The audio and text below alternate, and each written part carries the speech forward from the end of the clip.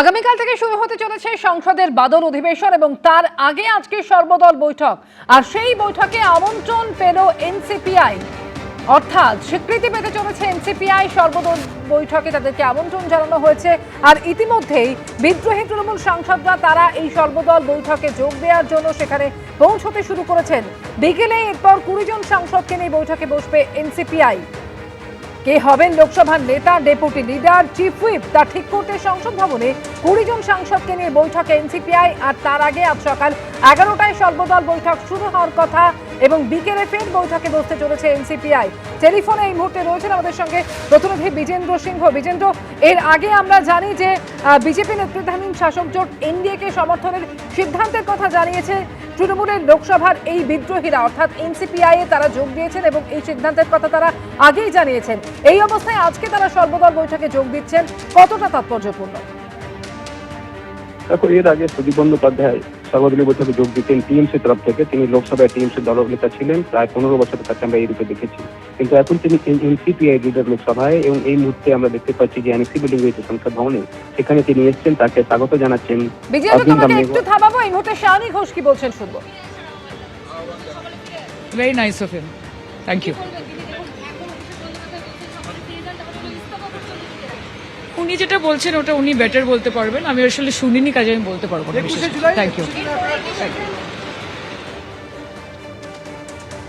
সর্বদল বৈঠক, যে সর্বদল বৈঠক আজকে সকাল 11টায় শুরু হওয়ার কথা, সেই বৈঠকে যোগ দিতে ইতিমধ্যেই একে একে তৃণমূলের বিদ্রোহী সাংসদরা তারা সেখানে পৌঁছতে শুরু করেছেন এবং 11টায় এই সর্বদল বৈঠকের পর বিকেলে আজকে ফের বৈঠকে বসতে চলেছে এনসিপিআই। ইতিমধ্যেই আপনারা জানেন কে হবে লোকসভার নেতা, ডেপুটি লিডার এবং চিফ হুইপ, এই সমস্ত বিষয়ে আজকে সিদ্ধান্ত নেওয়া হতে পারে। অর্থাৎ এই সমস্ত বিষয় ঠিক করতে সংসদ ভবনে আজকে 20 জন সাংসদকে নিয়ে বৈঠকে বসতে চলেছে এনসিপিআই এবং তার আগে সকালে এই সর্বদল বৈঠক। আর এরই মধ্যে আমরা গতকালই দেখেছি যে প্রধানমন্ত্রীর সঙ্গে সাক্ষাৎ করেছেন সুদীপ বন্দ্যোপাধ্যায়।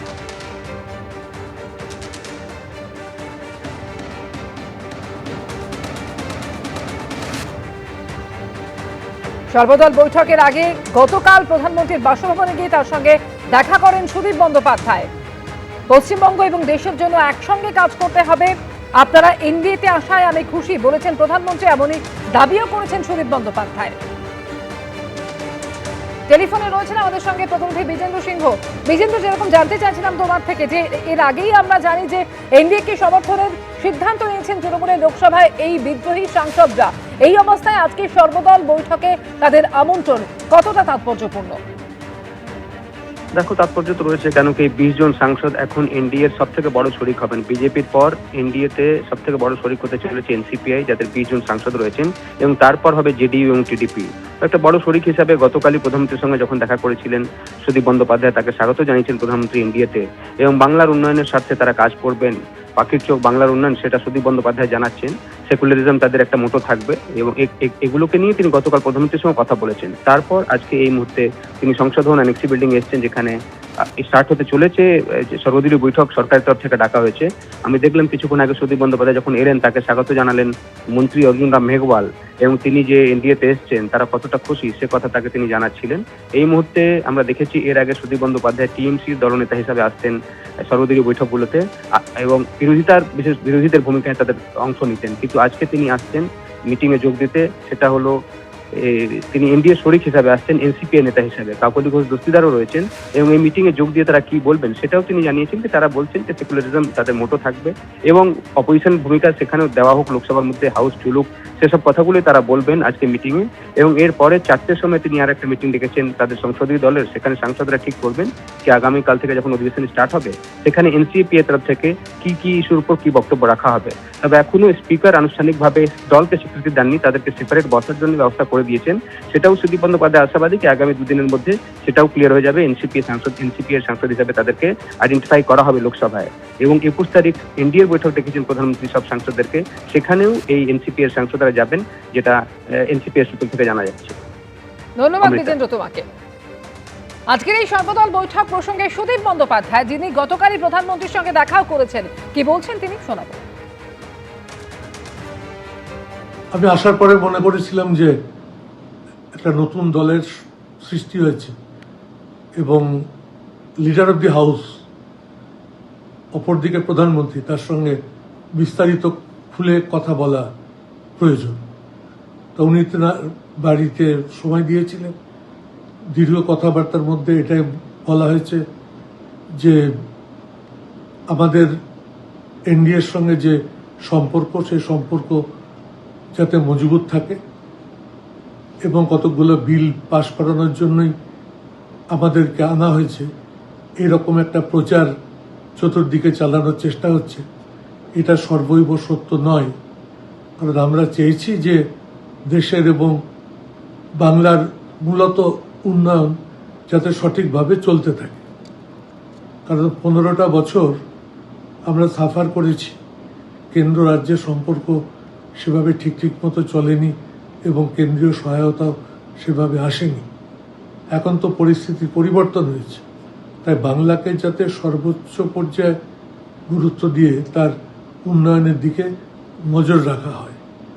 উনিও খুব সদর্থকভাবে বলেছেন যে, আমাকে তো ব্যক্তিগতভাবে বলেইছেন যে আপনার এই দীর্ঘ অভিজ্ঞতা সংসদীয় জীবনে, আমাদের থেকেও আপনি পার্লামেন্টের রাজনীতিতে সিনিয়র মানুষ, আপনার উপদেশও আমাদের কাছে কাম্য। এবং আমি চাই যে ওখানে যে মুখ্যমন্ত্রী শুভেন্দু অধিকারী আছেন, তার সঙ্গে একটা সহযোগিতার বাতাবরণে সকলকে মিলে একসঙ্গে কাজ করতে হবে। আবার সর্ব বিষয় আলোচনার পর মনে হয়েছে যে উনি যথেষ্ট সামিল হতে চান বাংলার সাথে, এবং এটা হতে পারলে আমরা সকলেই খুশি। স্বীকৃতি পেতে চলেছে এনসিপিআই, তার আগে সর্বদল বৈঠকে আজকে আমন্ত্রণ জানানো হয়েছে। ইতিমধ্যেই তৃণমূলের বিদ্রোহী সাংসদরা তারা একে একে পৌঁছতে শুরু করেছেন।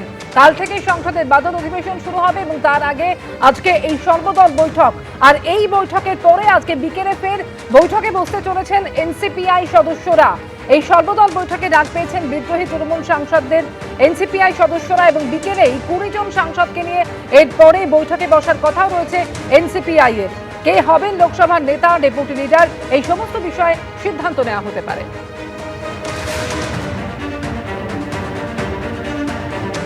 আমাদের অফিসিয়াল অনেক কাজ আছে, যেগুলো আনঅফিসিয়ালি কথাবার্তা হয়েছে সেগুলো অফিসিয়ালি নোট করা এবং রুলস হিসেবে যেগুলো, এবং স্পিকারের ইনস্ট্রাকশনেই কি চাই স্পিকারের লিখিতভাবে, সেগুলো আমরা করে নেব।